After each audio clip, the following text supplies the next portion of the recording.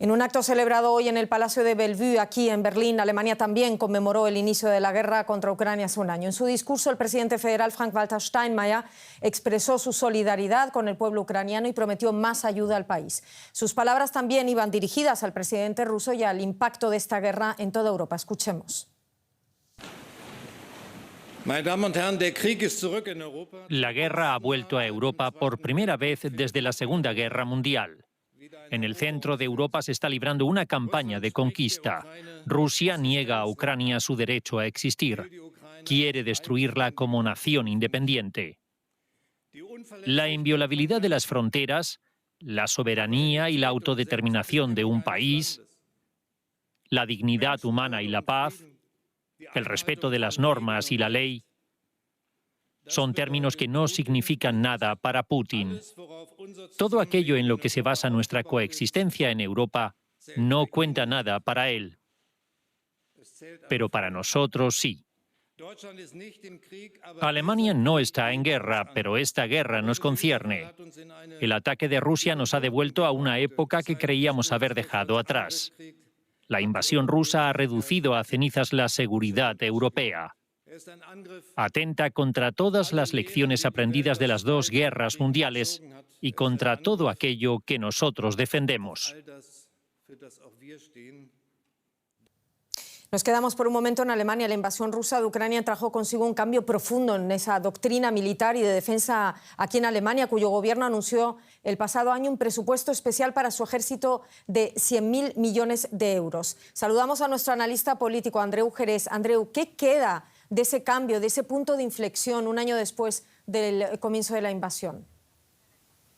¿Qué tal, Ana?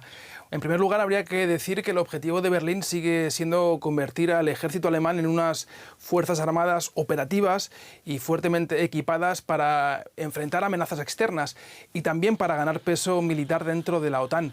Desechado de momento aquel sueño de conseguir una autonomía estratégica dentro de la Unión Europea, que pudiera hacer algún día prescindible la Alianza Atlántica en el viejo continente, esos 100.000 millones de euros buscan un cambio completo de estrategia en el que supondrá probablemente el mayor rearme de la historia de la República Federal.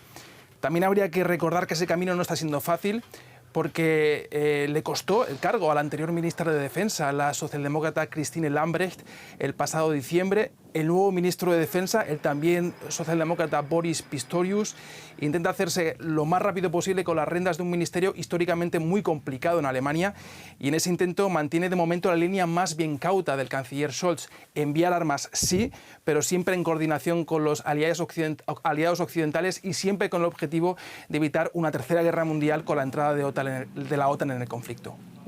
Eso es desde el punto de vista militar y de defensa. Por otro lado, Andreu, Alemania ha acogido a más de 1 millón de refugiados de Ucrania, una importante prueba de resistencia para este país. ¿Cuál es la situación hoy y qué problemas afrontan las autoridades alemanas? Podríamos decir que del entusiasmo solidario del primer momento tras el inicio de la invasión se ha pasado a un cierto cansancio y también a quejas de autoridades locales. Muchas municipalidades en Alemania se quejan de que sus capacidades de acogida están llegando al límite y también denuncian un abandono del gobierno alemán y de las autoridades europeas, especialmente por una falta de financiación. A ello hay que sumar que la Unión Europea recibió el año pasado casi 1 millón de solicitudes de asilo de otras nacionalidades, lo que está generando un nuevo debate sobre las políticas migratorias del bloque, y en ese debate gobiernos como el de Polonia o el de Italia, conformados por fuerzas ultraderechistas, piden un endurecimiento de las políticas, y contra ese endurecimiento de las políticas Berlín se opone. Hablando de ese cansancio que me comentas, brevemente, Andreu, reina el cansancio respecto a la guerra entre la ciudadanía. ¿Qué dicen las encuestas? Brevemente, si puedes.